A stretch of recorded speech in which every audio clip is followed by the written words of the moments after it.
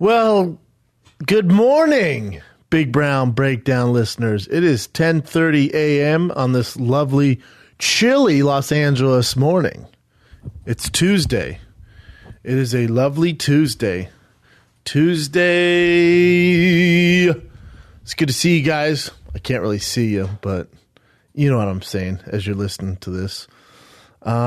Busy week as usual. Fun time finding the kid yesterday.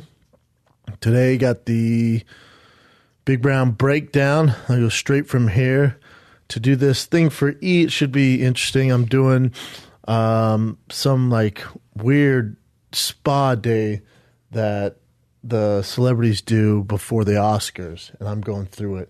Spa day. Well, it's like what they do to get their faces and bodies ready to be on camera for the Oscars. So it's not something you're filming or anything? It's actually... hell no. Of course they're filming. I went back, I'll take it. I went rush out there to fucking do that. No. Makes more sense. Yeah. No, it'll air on E! the day of the Oscars before it. So most of your girlfriends will be tuned into that, or your wives. Not you guys, but it is fun. I do enjoy that stuff.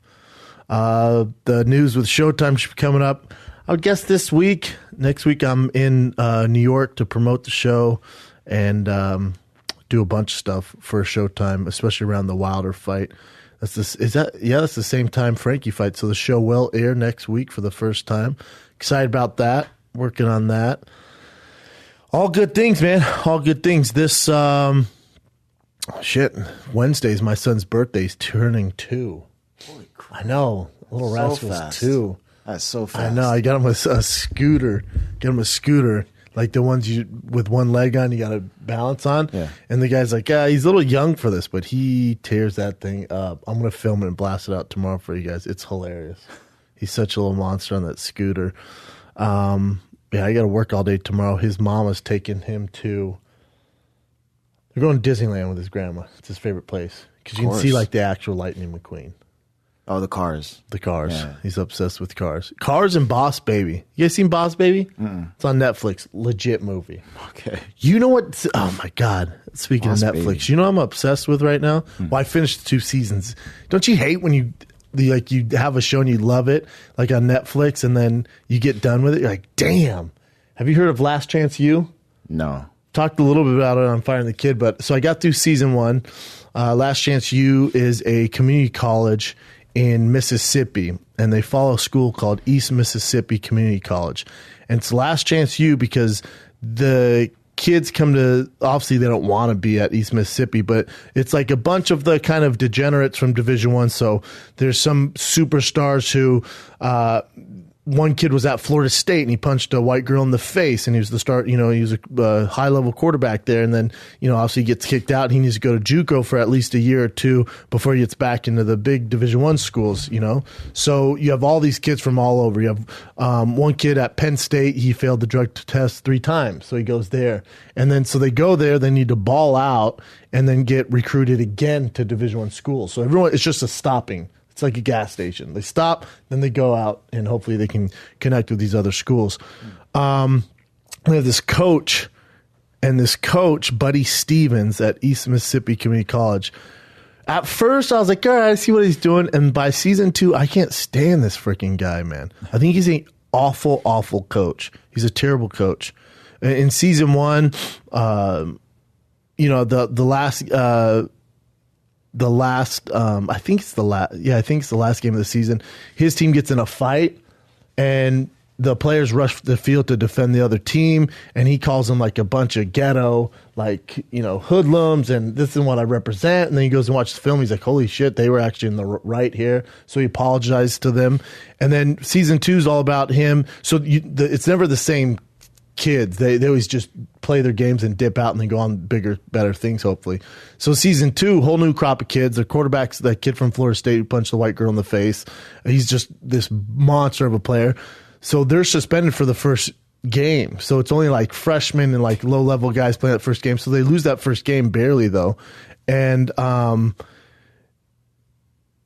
so that kind of puts a damper on the season. But then also in season 2, this Buddy Stevens is trying to work on himself because he saw how he came off season 1, being an asshole and this jerk and talking down to kids and not relating to him. So he's trying to be better. So the beginning of the season, he's kind of better. Then by the end, he's just this. He's worse. He's a complete dick. He doesn't relate to any of the kids. One kid, his fiance had a miscarriage. He's the star running back, so he's like having a tough time. He's just shitting on him.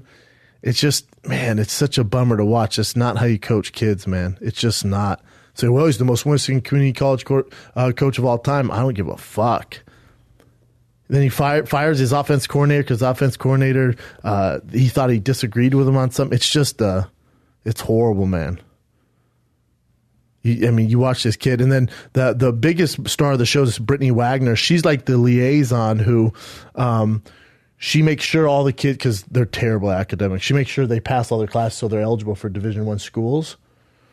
She's that lady deserves a goddamn award of some sort of statue, and I think it's called Scopa, Mississippi, or Scopa, Mississippi, or something like that. God, this Buddy Stevens last night, so fucking frustrating to watch as a former football player. Terrible coach. Awful coach. Hopefully he gets fired. Gotta be honest. Probably won't be. Everyone else around him's dipping out, but yes, Brittany Wagner. She seems like just a nice person. Dude, my God, she's just a beast human being. She's the patience she has with these kids and stuff like that. All right. Oh, then I watch a little. It's a mini doc. It's 70 minutes long called Long Shot. You ever heard of this shit? No. Dude. Oh, you don't have cable right now, huh? No, I still have a computer, have Wi-Fi, so I can watch it. You can watch Long Shot. So Long Shot is about a gentleman who, normal dude, and then shows up for work, and the cops raid his work, hold him at gunpoint. They think he's a murderer, and there's a sketch that came out because a 16-year-old girl was shot in the face and murdered kind of near the same area. Mm-hmm. And they pick him up because he fit the sketch, right? They fit the drawing. So they pick him up. He has 2 daughters. He's like, hold up, I didn't do this, man. The prosecutor for the Los Angeles County she's at the time undefeated, and she wants the death penalty. And this guy's like, hold up, I did nothing. He's innocent. Yeah.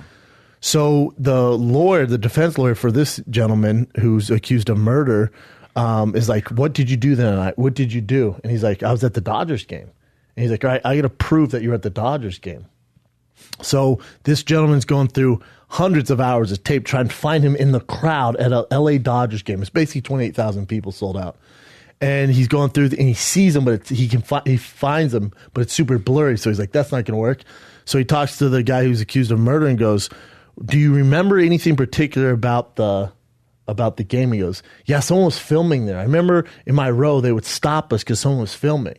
You know who was filming there? Who? Larry David for the Larry David Show on HBO. So he goes to Larry David's headquarters in Santa Monica, tells him what's happening. Larry David gives him the access to the tapes.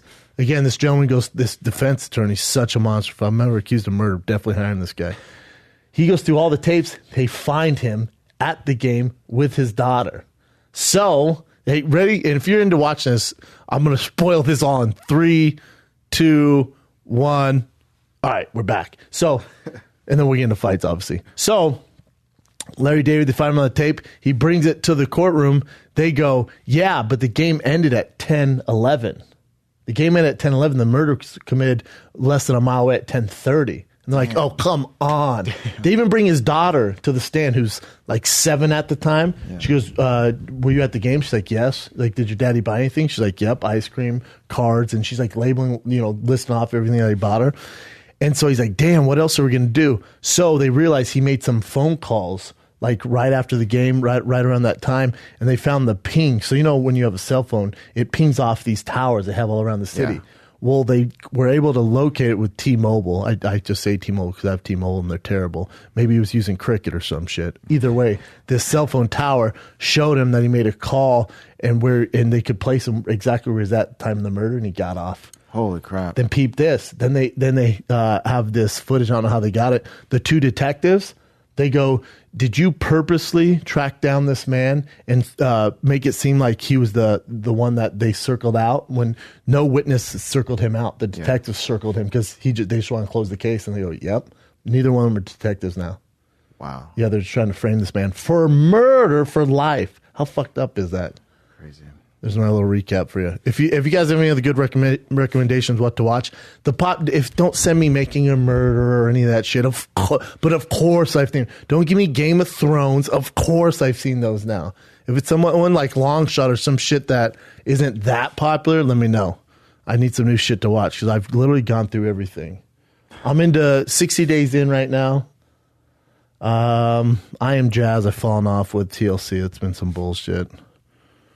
You like those reality stuff then, right? You don't like regular? No, movies? like I like the El Chapo. Trying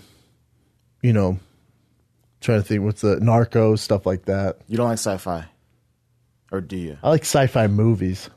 Okay, I recommended this to you last time, but I don't think you watched it. But since I recommended it, a lot of people watched it. What was it? Train to Busan. No. You have to read subtitles. It's but it's a Netflix? zombie, yeah. It's a zombie. I don't Just mind subtitles. Try that one and see. I'm sure it's going to like open your mind. Takes me tonight. Yeah.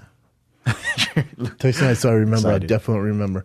As far as fight-wise, big weekend of fights. I actually thought the UFC fights were on Saturday. I forgot it was the holiday weekend, President's Day. But so Friday night, you had Matt Mitrione versus Roy Nelson, which I thought was the best Mitrione's ever looked. Obviously, Roy's getting a little older. It kind of showed in that fight. His combos weren't there. His wrestling still looked, good. We haven't really seen Roy go for those takedowns like that. So I think it was a thing of Mitrione looking the best he's ever looked, striking and cardio-wise. It was a matter of Roy getting a little older. And then we also saw, obviously, Matt has huge holes in his jiu-jitsu and wrestling game, which is nothing new. But after all these years, they're still there. But he's such a danger on the feet. A lot of those shots they landed would knock a guy out, but not Roy Nelson.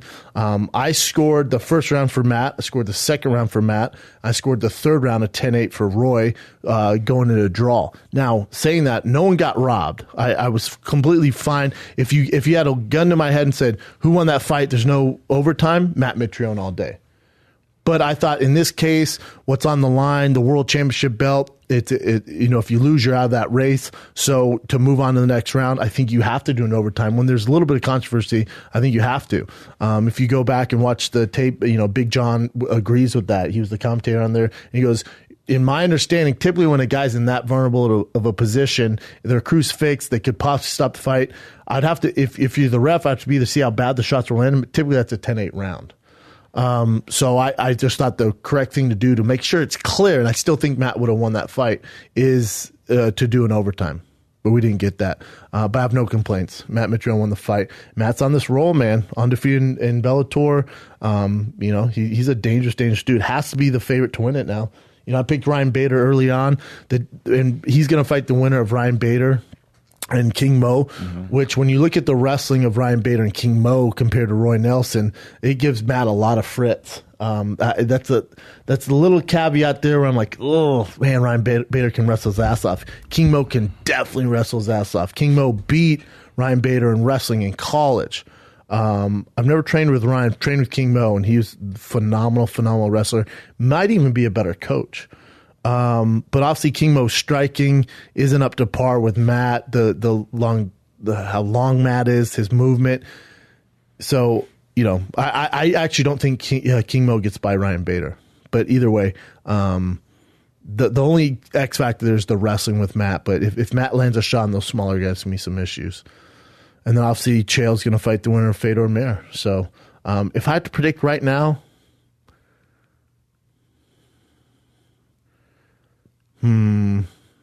I'll say,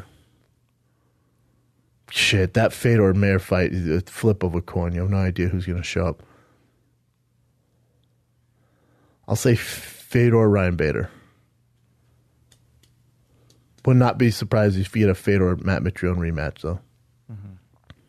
Either way, fun night of fights. And then obviously, UFC was Sunday. On Saturday you had Showtime Boxing. You had Danny Garcia versus Brandon Rios. Rios taking a long layoff, which rightfully so. I didn't think he should make a comeback. And Danny Garcia also took a long layoff, want some time for his family to enjoy his money. His last fight was that super split decision loss to Keith Thurman, who Keith Thurman is top 5 pound for pound best in the world now. So nothing to hang your head on there. Good night of fights. The takeaway of that night, I didn't think Danny Garcia blew anybody's hair back. I thought he looked all right.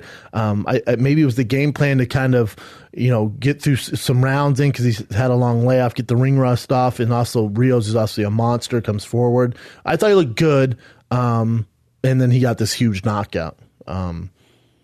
But the real steal of the night was the co-main event, Benavidez, who's just this 21-year-old, the youngest champion in the world. I'm so high on this kid right now, man. No real amateur background, didn't have a jagillion fights, turned pro young, was 280 pounds in high school, started boxing. He's just this phenomenal story. His gym's out of, I think, Phoenix, Arizona, but he's from Mexico. He's turned pro in Mexico. So similar to Canelo, who turned pro very young. He's similar to that, and the composure without the experience of this kid is, that's a prodigy. He's a complete monster. So great night of fights, and then Sunday night, man, best card in a long time on free TV. It was an amazing night of fights, bunch of stops. It kicked off on the main card with Sage Northcutt and Gutier. Man, a lot of people go, man, you're so hard on Sage Northcutt. A lot of people hate on Sage Northcutt. I think there's a difference there. I think a lot of people hate on Sage Northcutt because he gets a lot of the attention. He's similar to the male version of Paige Van Zandt.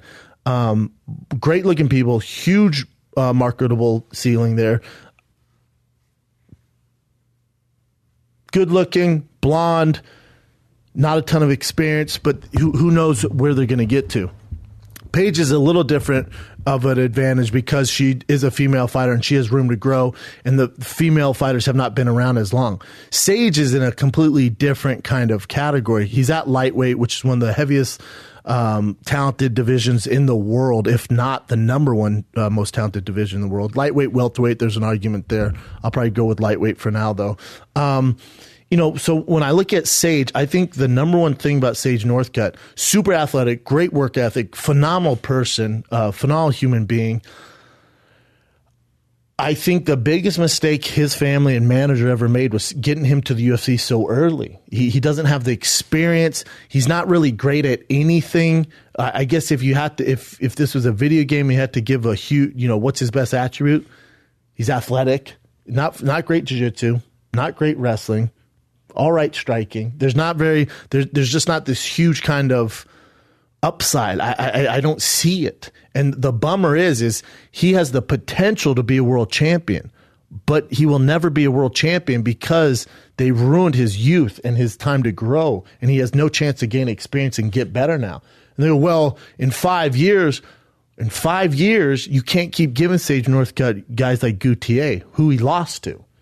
If this fight is not in Texas, Sage Northcutt loses this fight. And the only time Sage Northcutt actually had a test against a real up-and-comer, a guy who has actually a ton of potential, a ton of talent, is Mickey Gall. Mickey Gall, beat him. So, he's just not, he's nowhere near the level of a UFC fight. And when you watch that Northcutt Gutier fight, you watch that Brandon Davis Steven Peterson fight. Those first two fights is not at a high level of mixed martial arts. That's not a quality product that you put on Fox. It's just not. And this is not a knock on any of those four fighters. It's not. It's if you watch them and then you watch, Don Cerrone versus Yancey, or you watch some of these other fighters, it's just not to that level. But we do tune in. They put a bunch of marketing behind Sage Northcutt. If I had to bet, and I am a betting man, you guys all know this, and I will put my money where my mouth is. I think in 4 years, Sage Northcutt has a different job. I think he focuses on school. Maybe he's some sort of fitness model. I don't know, but I do not see him and the UFC together in 4 years. And I think that's such a travesty. It's such a bummer. Because if you were to start off young and you put him on a local circuit and he gets, let's say, 15 fights under his belt and he gets his experience, he can grow his skills and then get to the UFC and make a run. The UFC is not a place where you find out if this is for you or not. It is not a place where you go, oh, I have time to develop my skills, because the UFC matchmakers cannot keep giving you the Gutiers of the world who beat you. They cannot keep giving you the Mickey Galls of the world who beat you. They just can't keep milking this product because you look like an action figure. And I'm not hating on Sage North. I'm hating on Sage Northcutt's route to the UFC, and I'm hating on Sage Northcutt's skill set as a world-class athlete in the UFC. But as a human being, man, amazing person. I'd love to sit down and talk with him. Go get a beer with him, although he doesn't drink. Go get a freaking cappuccino with him. I don't even know if he takes caffeine. Ice cream. But yeah, whatever, man. That's kind of pedophilia, but whatever. He's so young. Me and him getting ice cream cones weird, bro. Anyways, we get a hot dog together. I don't know if he eats junk food. I don't know if he eats junk food. Either way, I'd hang out with the kid is what I'm saying. He's a great person. The skills just are not there. And never get confused with hating with critical thinking and comparing him to the rest of the lightweight division. Don't get that twisted. And then Curtis Millander against Thiago Alves. Obviously, Curtis, performance of the night, first fight in the UFC. He's a huge welterweight. What a great fight to take in your first one with Thiago Alves. He had a chance to knock him out even earlier in the first round. He ends up KOing with that vicious knee. I'm glad they stopped the fight so Thiago didn't take any damage. I wish Thiago would stop fighting. It's tough to watch. To build a guy like Curtis, there you go. Now we're off to the races. Obviously, Curtis, he has a lot of potential. I'm not willing to write him off like the rest of these MMA shows are saying. No, I'm sorry, not write him off, but build him up to the next John Jones. God damn. I just saw him beat up a Brazilian zombie in Thiago Alves. It was a great fight, great performance. Jesus Christ, first one. Let's see what happens next. The same thing with Francis. Remember, I was super critical of Francis early on. I'm like, hold up. Let's not write this guy as the next world champion yet. He has the perfect matchups. Hold the fort, man. Let's see once the going gets rough how he responds. We've seen that in these phenomenal champions in the John Jones and Conor McGregors of the world. You see how they respond. You can see it, man. The Anderson Silvas who's getting their ass whooped and then come back. Once they face adversity, let's see what happens before we put them on the Mount Rushmore. But again, Curtis, huge upside. We'll always tune in and watch that man fight. And then lightweight, the next fight with James Vick versus Francisco Trinaldo. Listen, Vic's this guy, no one's fight, 6'3" at the lightweight division, fight at 155. Francisco is a tough vet, terrible matchup for him. Obviously, James Vick was the favorite. They want James Vick to win this fight. James Vick just can't get up one of those top fights. No one wants to fight him. And I get it. You look at his record, the time he stepped up into kind of the upper echelon of competition against Dariush, he gets knocked out in the first round. You can't hang that over the guys. Remember, we were super high and mighty on Jake Matthews, who was, choked out by James Vick. And, he did get cut from that fight and then comes back. Jake Matthews, a different weight class, but still, he did beat him. He has some good wins under his belt. Ramsey is no slouch. Jake Matthews, no slouch. Abel Trujo, no slouch. Joseph Duffy, amazing striker. Then Francis Ronaldo. He's ranked number 14. Was coming off a pretty big win streak. He's just, is Francisco 70 years old? I wouldn't be surprised if he was. Sure as fuck wouldn't be surprised. But for James Vick, he's trying to get these big fights, and hopefully someone takes a chance on it. It's very frustrating. He's 9-1 in the UFC, for God's sakes. So hopefully a big fight's next for him. He was also susceptible to the Francisco's overhands, which is a little alarming, especially being how tall he is, but he has potential to do some real damage in the lightweight division. Then the next fight, you got heavyweight Derrick Lewis versus Marcin Tybura. Marcin Tybura. Sloppy fight. Super sloppy fight. At heavyweight, sometimes you can expect that. I'm glad Derrick Lewis won. I picked him to win. It wasn't looking good for a long time there. I think his cornerman, someone said, Derrick in the back, I'm tired, man. I can't get up for this fight. This is going to be a long fight. He got taken down. He rolled his belly and stand up. Those first two rounds were rough rounds for Derrick Lewis. I think we learned a lot from Derrick Lewis. I think we learned that he's a fan favorite. I'll always watch Derrick Lewis fight. Probably he reminds me a lot of Shane Carwin as far as if he lands, the fight's over. So if you even make one mistake, literally the fight's over. So he has the same kind of power as a Shane Carwin. That being said, I think what came out in this fight, it's like, oh man, I highly doubt unless the UFC gives him exactly the matchups he needs, he will never be world champion. And there's nothing wrong with that. There's absolutely nothing wrong with that, and I'll get to that in the main event. Derrick Lewis being top 5 in his career and being the knockout artist that he is, and he's entertaining, is the best social media in the game, and he's a great guy and does community work, especially in the Houston Hurricane, stuff like that. For a guy like Derrick Lewis just to be that knockout artist, that's fine, man. I unless they give him just the best matchups possible when no one has any grappling or cardio, I just don't see that ceiling for him. I think he's always just going to be that knockout guy, which we love. You know, he's such a heavy hitter. Hopefully next for him is a guy like Francis Ngannou. I think that'd be a great fight. It depends what they want to do with Francis. You know, I think that's the kind of their main priority right now. An Overeem would be a great fight for him. You know, all those are tough matchups. After seeing that fight and the way he looked, all those are very tough matchups for him. But definitely winnable. If he lands on anyone, you're screwed. I would not give Derrick Lewis a Curtis Blades. I would not give Francis Ngannou Curtis Blades. I think he beats both of them. A Derrick Lewis against a guy like Fabricio, if he gets your back, that fight's over faster than you can go, oh shit, I'm on my back. Fabricio would submit him in the first round.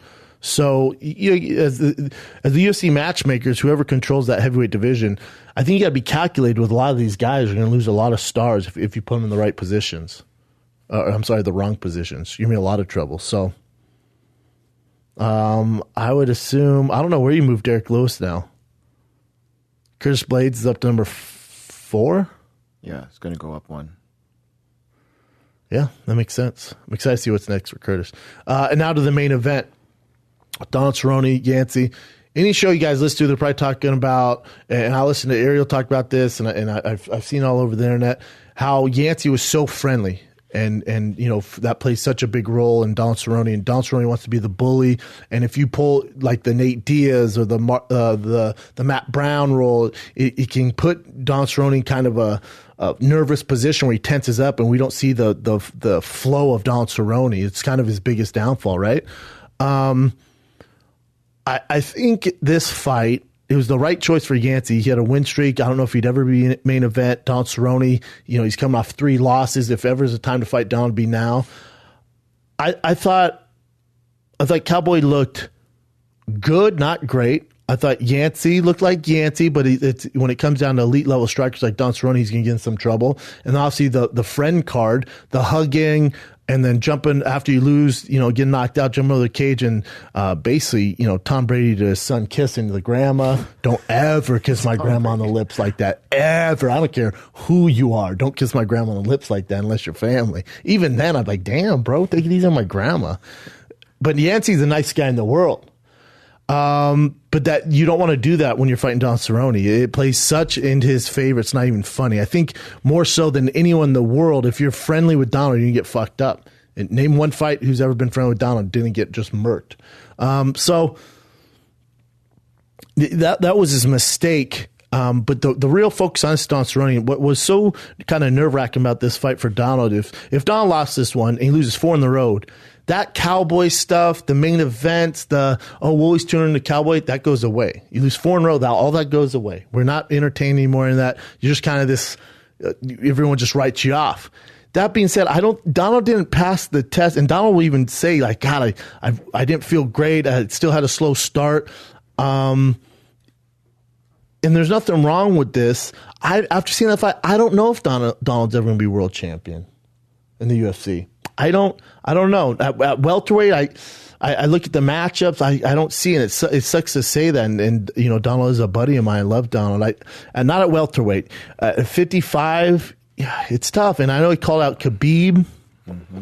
You know, he did beat the number 3 guy in the world. He did beat the number 4 guy at 55. But when you look at Tony Ferguson, you look at Conor, you look at Khabib. You know, I know he called out Khabib. I don't know if that makes much sense, and especially if his age cutting to 55.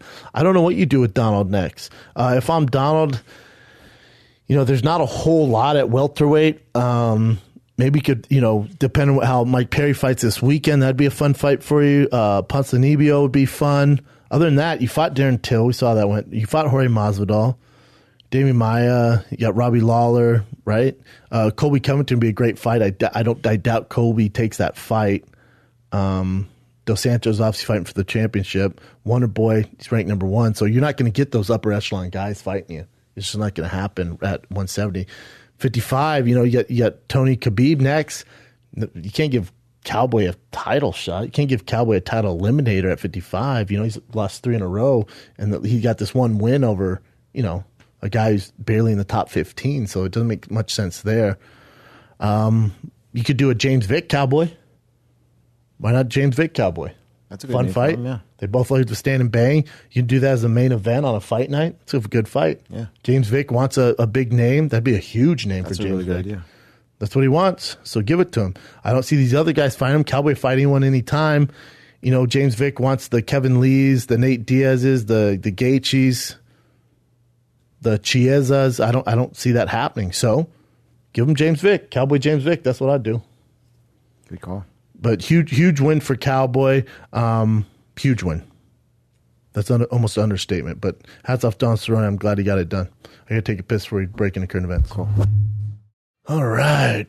Back from the busiest bathroom in the goddamn world. I don't know what's going on with that bathroom. Just like gross. Bombs over bad dag in there. Every time we go in there, man. The Nikes are dope. Chin, where'd you get those? These are old running shoes. Nice. From a warehouse. Still run? Starting. Really? Yeah. Trying to get ready for that fight? You know it. You know it? Begins. We got to figure that out. We should do it in the summer. Shirts, everything ready to go for it. All right, what do you got, Chin? What's going on, my man? Yeah, first one is, Conor posted on Instagram that he said that there was actually negotiations going on between him and Mayweather for him fighting the UFC. And he just wrote this apparently the negotiations are over now, according to Conor, though. Yeah, he goes, I understand completely him staying retired. I will now carry on in my negotiation and see where it goes. Have a great retirement, Junior. Now come here and give your old man a hug for time's sake. I'm proud of you, son. Yours truly, Senior. Yeah, he's just messing around, trolling him. Yeah, I don't see Floyd step in that MMA octagon. I know they'd make a ton of money. It's just, it'd be so embarrassing. And Floyd's ego and legacy means more than that. So I never see it happening. I don't know if it's on your current events. You saw Conor also comment about the Nate Diaz. He responded to someone who's kind of calling him out about fighting. He goes, me and Nate, that trilogy is going to happen. You just be patient, wait and see, stuff like that. So I do think we see Conor back in the UFC. I don't think it's against Khabib or Tony. I think it is against Nate Diaz. But I don't know if it's this year or next year. I think he's enjoying his life and just kind of doing his thing, man. Oh, so this is the reply right here, right? Yeah, he goes, a truly beautiful position, the most intense position being under the lights of the entire world. Trying to imagine what it would feel like. Amazing. Respect to Nate always, and our trilogy will be special when we do it 100%. There's no rush at Nate Diaz 209. Our trilogy will show true to us for what we are, warriors, and respect always to you as a fan, Jesse, and fans all around the world who support and recognize our work for what it is. The truest form of unarmed combat on earth. This is real as it gets. This is the UFC. It's interesting. Yeah, I think if Conor does fight, it's one more time, and it's the trilogy fight. Who knows when that is? Yeah. They'll both get up for it. Conor be slightly favored. Should be interesting. What else you got? All right, just to cap this off. So you did say the legacy thing and all that thing with Conor. I'm sorry, with Floyd Mayweather.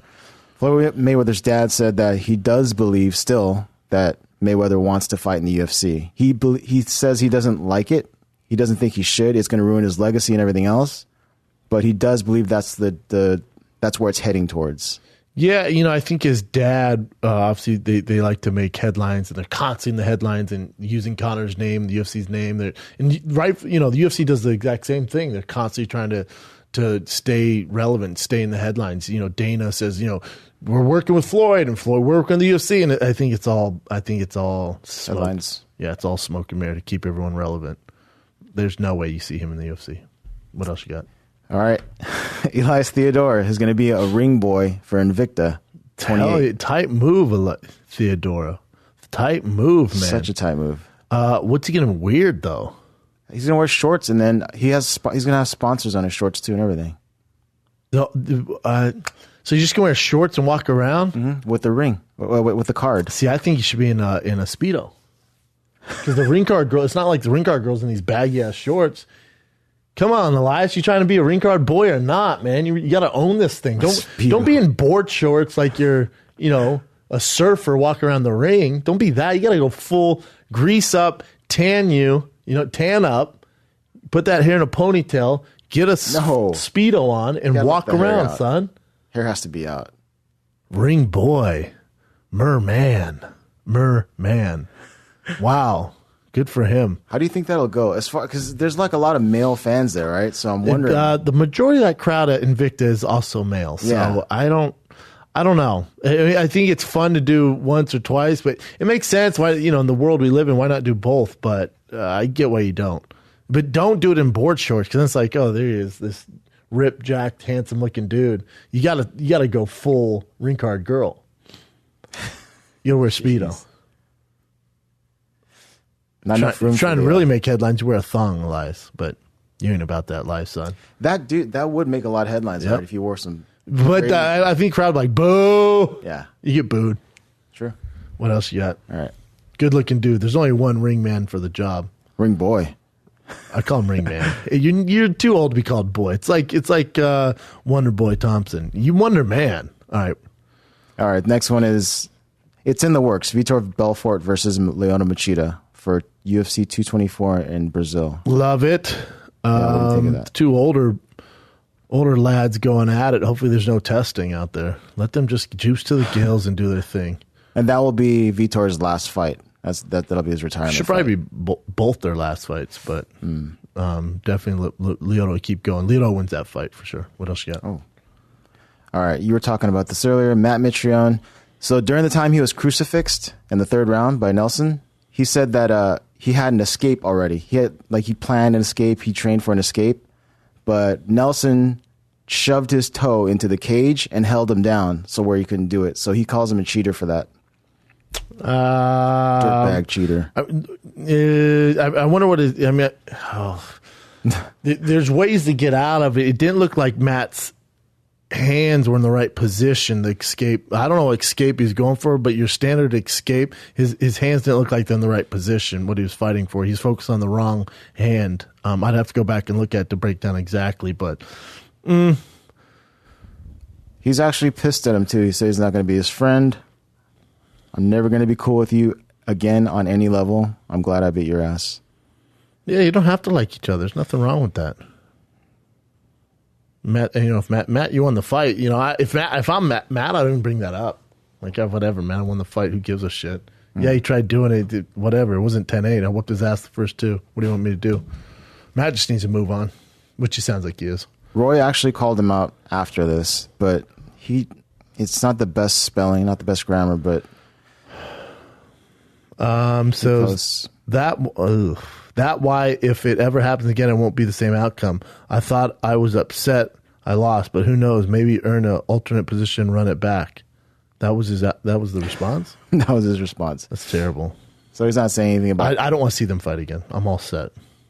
All right, check this out. Derek Brunson's calling out Michael Bisping. Makes no sense for Michael Bisping. And he said he looked for him at the Fox studio, or he's gonna. You're ranked 6, I'm ranked 7, let's exchange. It just doesn't make much sense for Bisping. That's not going to be his last fight. If I'm Bisping, I'm like, for what? Why would we do that? I get Derek Brunson going after him. He's a huge name, former world champion. I get it, Brunson. I'm with you, brother. But for Bisping, it makes zero sense. And he's not responding at all either. No, why would you? Okay, Kevin Lee.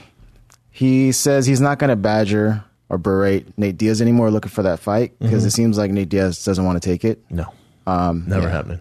And he's now targeting Edson Barboza and possibly Eddie Alvarez for his next fight. I like the Eddie Alvarez fight for him. When he came on here, we talked about what's next, and he's looking for the right coach. After the horrible tragedy with his coach. So once he gets his camp down and stuff like that, I just think. Those make sense. So Barboza would be a fun matchup. The problem with Barboza is it seems like everyone's kind of calling him out and they want to go after him at the Khabib fight. But Khabib, the level of wrestling Khabib has, I don't think people understand. So he made it look very easy. But that's a tough fight for anybody. That'd be a fun one to watch. I'd much rather see Kevin Lee and Eddie Alvarez, though. Cool. You talked about this already. But what do you think about him saying he wants to give it a run? This is Donald Cerrone wanting to give the lightweight division a run for the title. Let him do. I mean, might as well. I mean, 55 though. The cut's brutal, man. I feel like he has a better chin. He looks healthier at 70. 55, scary, man. You know, fight with him and Tony Ferguson be amazing scrap. But those boys at 55, man, it's another level. I think if the Cowboys can make a run, it's at 70, especially being older. But again, it's Don Cerrone. He can do whatever he wants, man. Fair enough. Frank Mir, I guess he's going to be a promoter for ACB, but for the U.S. division. So whatever fights they want to bring down here, he's going to be the promoter for them. I mean, they contacted me. I'm not a promoter. I don't want to do this. You know, Frankie, you know, obviously he loves fighting. It's in his blood. It's what he does. So, you know, Frank's a great commentator. I think he's doing commentating for him too. He's also fighting Bellator. I mean, it's a good. It could be good. Listen, if you're going to be a promotion in the States, you have to have some sort of major TV deal or at least a YouTube or some sort of huge digital stream to compete with the UFC. You got to have so much money, which those Russians do. And the other thing you got to have superstars.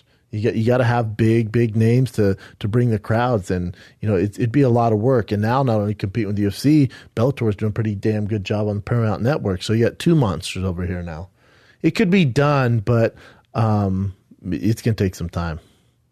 Frank has his work cut out for him, but also it's a great kind of side business, side gig for Frank. Love Frank.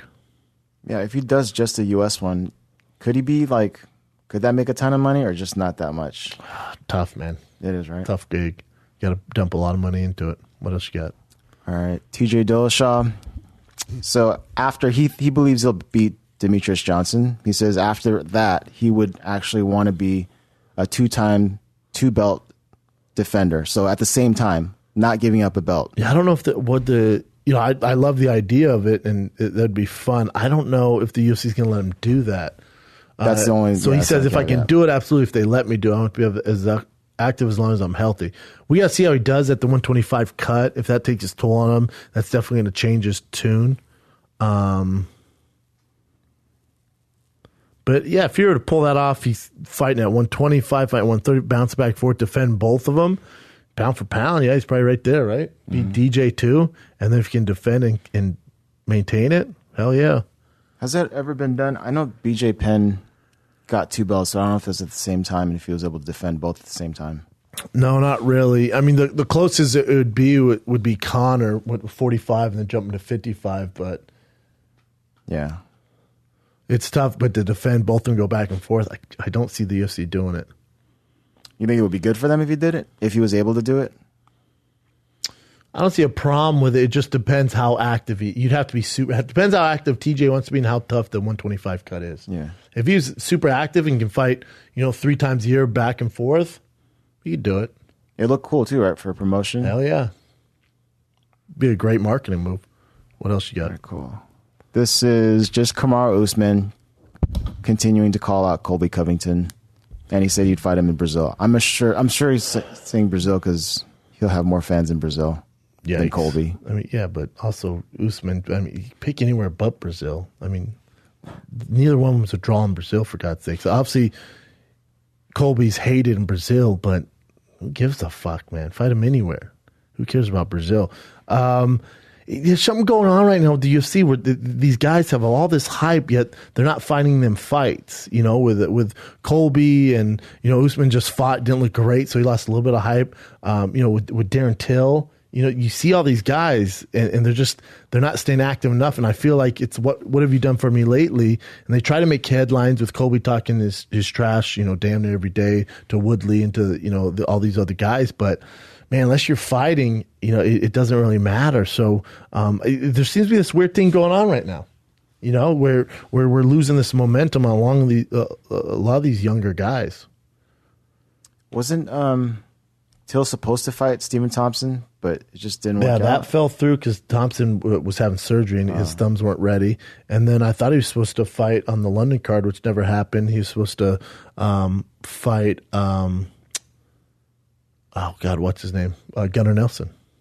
Oh yeah, that never happened either. So we're just losing this kind of momentum with these guys. Would you want Till to fight Covington? Yeah, I think Till would walk through Covington. I think Till would walk through both those guys.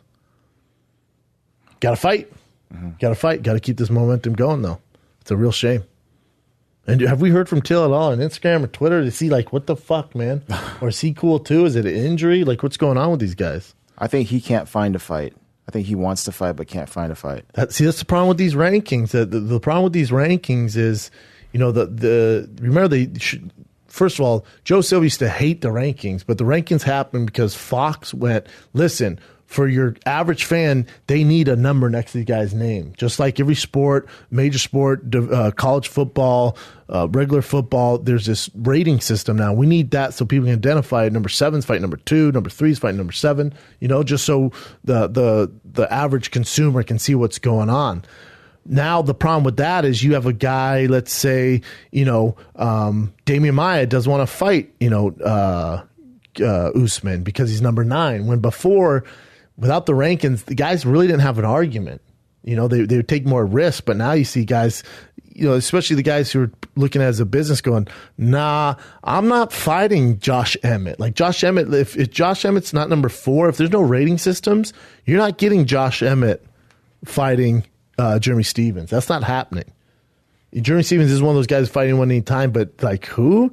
No, he has that one random win. He's not even the top, he's not a top guy. He's not a well-known guy.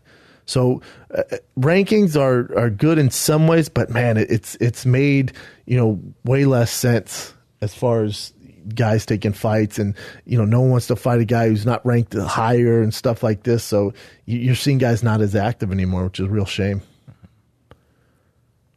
And also, who votes for him, for God's sakes? Think about the people that deal with this. How legit is it? What biases do they have? What favoritism? How is it's not a voting way where you're giving too much power over people? Yeah. And it's true. When people are about to fight, they suddenly jump up in rankings. Like if a fight's about to take place, they jump up in rankings. Listen, Josh Emmett, and we'll get to him this break. Josh Emmett's an amazing fighter. You're batshit crazy if you think because Josh Emmett knocked out Ricardo Lamas on a short notice and missed weight, he's the number 4 ranked featherweight in the world. That's insane. Why do you think that happened? Do you think it's because he's fighting on Fox? Do you think that has anything to do with it so they can sell that to the white suits at Fox? That, oh, no, we're actually giving you a good fight. You have the number 4 guy in the world versus number 7 guy in the world. Nope, it's a good one. When the rest of the fans are like, what? What are you talking about? It's very strange, man. A lot of these things, very strange. You guys jump up in the rankings. Who's voting on these things? It's not a big committee at all. And there's definitely some favoritism. There's definitely some sort of honey dicking going on where they can sell it, where it's on Fox or it's this big pay-per-view. So you see guys jumping up. It's very strange, man. I don't get it. What else you got? I think that's pretty much it. Other than John Jones starting to post more on social media now. Yeah, like that's all I want to my haters with this. No, I'm not on steroids. You're just a pussy. That's hilarious. Funny, though. That's hilarious. I hope he comes back. It's a hilarious post. It's looking like he's coming back. Yeah, it is. He's doing work in them weights. All right, you got to fight this weekend, my man. Good card on Fox. Now, remember when Fox first came out, you got Kane, JDS, you had some Travis Brown, Verdum when Travis was up there, I think number 2 or 3 in the world. Verdum fighting for his opportunity to fight for world title. There were some huge fights on Fox. Now here we are. You got again. It's a good card, a bunch of big names on it. It's not as far as the average fan, it's not a grand slam, but it's a great card. It is. You look at all the matchups, everything's solid. It's not an A+ with superstars all the way around, but it's a solid B of top technical fighters who just aren't these huge superstars. But you got Hen Barao, Brian Keeler on the undercard. You got Ben Saunders, Alan Jouban. Shout out to Alan Jouban. There's a lot of good fights, man. A lot of good fights. Obviously, we'll just do the main card here. So it kicks off with Mike Perry versus Max Griffin. I'm a huge Mike Perry fan, Platinum Mike Perry. I think he has rare power in that division. He's coming off a loss only 2 months ago. He fought in December against Santiago Ponzinibbio, And, he lost that fight. Whenever a guy's real technical, it's going to be struggle city a little bit for Mike Perry, which worries me. The most technical guys that he fought would be Joban and Santiago, and he lost both fights by decision. So, his power is always there, but when his power doesn't land, he can get a little bit of trouble. But I love watching this guy fight. I like him for that division. My only concern is, he did kind of have a tough outing against Ponzinibbio, and that was only 2 months ago. But it is in Florida. It's kind of a home game for him. And I think he gets the knockout. I think it's early. I'll say Mike Perry gets the knockout in the first round. I think we get a vicious knockout Mike Perry over Max Griffin in the first round. Then your next fight, you got OSP versus Latifi, number 5 versus number 8. This is such a tough fight. It's a big fight in the light heavyweight division because there's nobody. So when there's number 5 versus number 8, it's always a big deal. Latifi, he's never been that guy that blows your hair back. He's tough, has great wrestling. His striking's okay. His last fight was in September against Tyson Pedro, which was a big win. It was a decision for him. He just kind of grappled him. Before that, he got knocked out smooth by Bader. He's never had like a huge win in the UFC though. He's at the upper level. He never can pull the trigger. He doesn't seem to put it together very well. God, the easy call here. Do we have the odds? Yeah. Let's see it now. Yes. So he's plus 100. I will say this. I think OSP wins via TKO because he's explosive. He's going to land a knee and an elbow or something in an awkward position, probably in the second round. But if I'm trying to make some money in betting, I would bet Latifi. Cool. If you want to make some money. That's the dog pick. And then Jessica Andrade versus Tisha Torres. Man, remember Andrade's last fight? She looked like a straight-up human wrecking ball machine against Claudia Gadeja, who's my first-team all-dime piece, Claudia Gadeja, and she just wrecked that girl, which no one does. Before that, she lost a decision to Joanna, which is tough to watch. She got pieced up, but still, she's made some improvements. Obviously, Tisha Torres, I think, is technically better all around. Her striking, her overall mixed martial arts game. She's won 3 in a row, Beck Rollins, Lima, and then just beat Watterson. And then she lost to the champ, Rose Namajunas. But Andrade is one of my favorites to watch. She's just this little tank, man. I think Andrade gets it done. I really do. The tiny tornado, I just think is going to be it's just going to be Andrade's pace and her power and her tenacity is just going to be too much for Torres. I'll say Andrade via decision. Then you got your main event, Josh Emmett, Jeremy Stephens. All the guys at Team Alpha Male rant and rave about Josh Emmett. Do I think he's number 4 guy in the world? Probably not, based off his UFC performances. He does have a split decision loss to Desmond Green. Before that, beat Felipe Hernández. And then the short notice fight, which was, he missed weight against Ricardo Lamas. He caught Ricardo in the first round. I'm not willing to write this guy as, the next coming of baby Jesus with MMA gloves on. That being said, his style, his overall fight IQ is going to be problems for Jeremy Stephens. This fight for Stephens is kind of a no-win. No one knows who Emmet is. So when you're Jeremy Stephens, you're coming off a big win, over Gilbert Melendez, which is a huge win, especially, Gilbert Melendez is a name. And they got Do-Ho Choi, which was not an easy fight. Do-Ho Choi had a lot of kind of momentum of this Cub Swanson Fight of the Year fight. And he just murks Do-Ho Choi, which I called it, Chin. You did. You were wrong on that. I was wrong. But we get why he picked Do-Ho Choi. A lot of people did.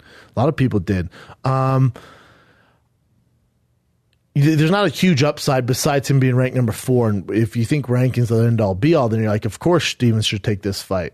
It's a main event. It's on Fox.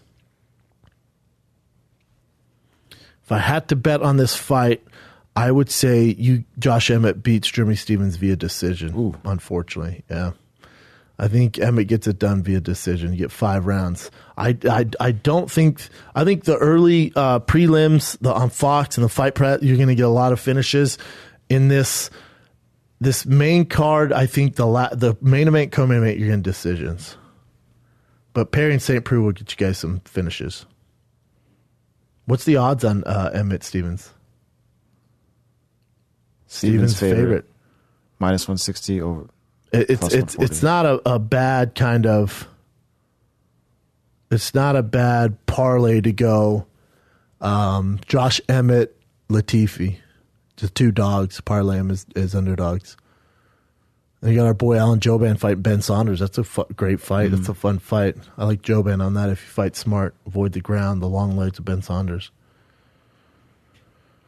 Boom, man. So there you got it. For that card, I got Emmett via decision, OSP via TKO, Mike Perry via KO, and then I will take Jessica Andrade over Tisha, the small, tiny tornado, Torres, via decision. Boom. Should we do some fan questions? Sounds good. You want to start at the top or bottom? I'll start at the top. It's easier if you look at the bottom, right? You don't have to scroll all the way to the click on it here. See what we got. Go ahead, Doug. All right. Well, you already answered this question, so let me go to something else. Easenov. Hey, Brennan, when does the episode of you and Callen at Bert's cooking show come out? I don't know. Bert controls that, and I think it's Just for Laughs. I think it's on Just for Laughs. I don't know. They release that stuff hopefully soon. Cool.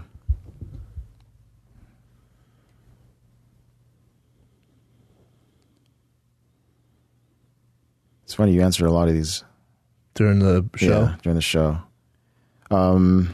This at Gaping Snail, funny name, at Gaping Snail. Sup, BB? Not fight related, but what are your top 3 Jordans?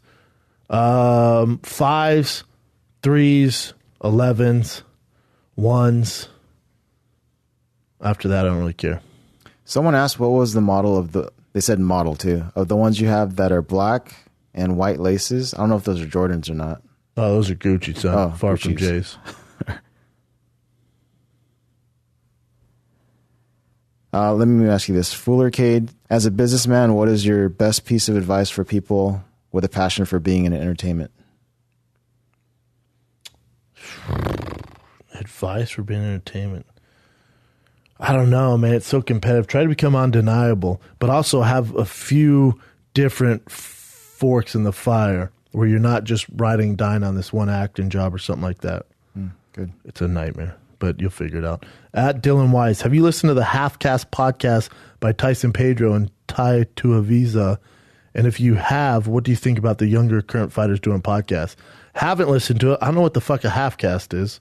But anytime, listen, I'm all about these fighters having podcasts. How do you think I got here? I was fighting. I started doing this show, and then I don't have to fight anymore. So I'm all about it. I think it's their opportunity to not let the UFC steer their marketing ship, to get their voice out, to let the fans get to know them way better. I think if you don't have a podcast or some form of a YouTube show or outlet like that, you're falling behind.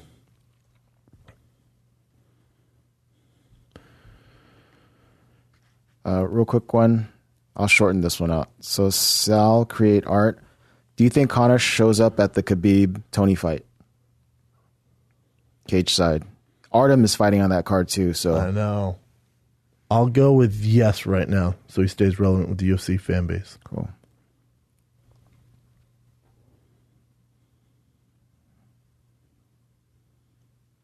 You want another one? Sure. OJKS81. If Cowboy lost, could we have seen him in Bellator? No, the UFC and Dana White would never let him go. Too big of a name. Too much of an upside.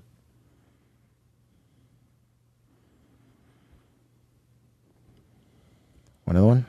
Sure. Mayor Kluksak. Do you think, I don't know if this has happened or not, but you should probably know. Do you think ESPN will make a 30 for 30 about Tim Tebow?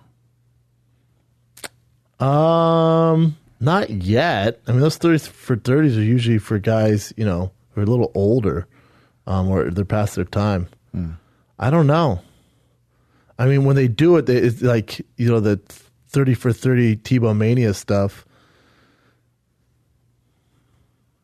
It takes some time. For sure, down the road. Hell yeah, of course. Cool.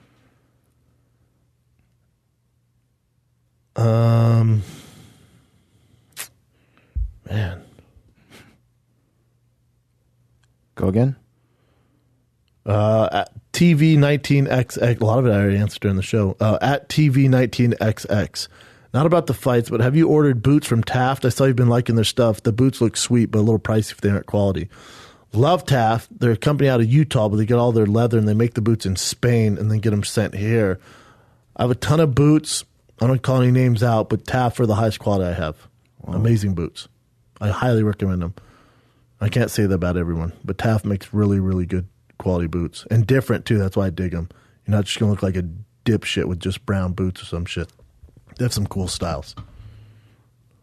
They're cool. Yeah, really cool. I got to get some more of those. I got a problem. You want one? Go ahead. Patrick M. Joe. Can we please get Black Beast on Big Brown Breakdown? Please? I know. We got to get him on. I got to get him on the Showtime show. I'm going to make that happen. He's a great, great personality. Got to make that happen. Mm-hmm. Me, you know, I got to go to Texas, and me and him need to eat some barbecue and have some fun, have a chat. That's what I'm going to do. Go for it. At escapebait_brow, terrible handles there. Will you still be doing Big Brown Breakdown in your new show since they're the same concept?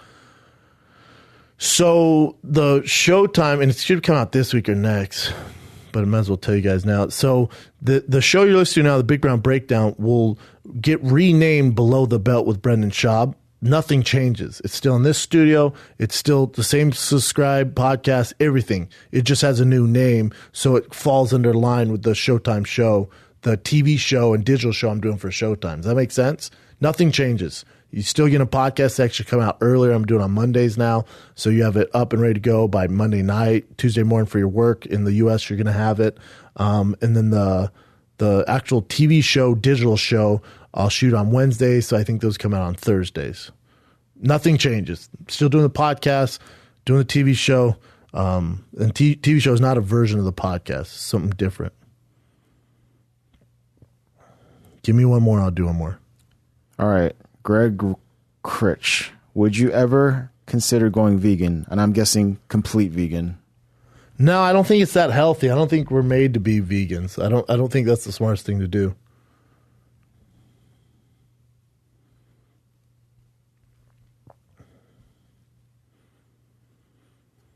A lot of this we've either answered here or on Fighting the Kid. Let me throw one at you then. Please. J Price 25248.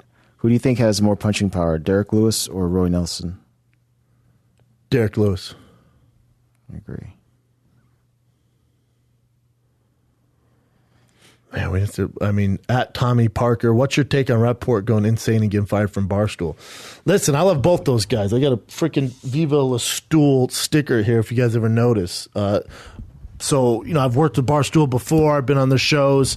Hopefully I'm on their shows next week in New York when I'm out there promoting my new TV show. But everyone's good guys here. I'm Switzerland. I'm in the middle. I love rap. Obviously, me and rap are super close. I love what Barstool stands for, what they've built. I'm in the middle, man. I'm not picking sides here. I'm staying out of it. The bigger thing is both of them are going to be fine. Rappaport's a monster and what he does. The relationship never made sense to me from day one. I didn't want to say anything, but it just doesn't make sense. What Rap does, what he represents, what Barstool represents, and also we've seen how the relationship goes, but they're both going to be fine. I find it hilarious that Barstool's selling Rappaport shirts.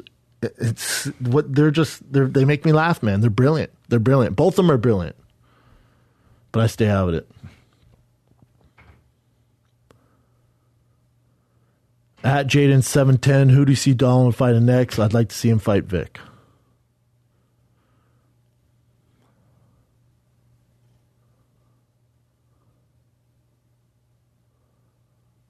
Give me one more, man. All right. It's Phipps. What happens if the Ngannou Black Beast fight goes to the ground? Like, who would actually do better? Black Beast has an advantage there with his ground and pound. Okay.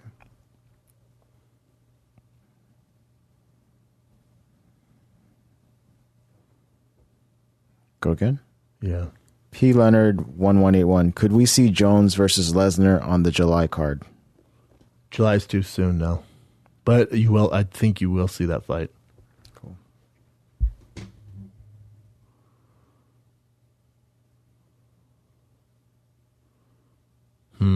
All right. Boom. You got one more? Is that it? That's pretty much it.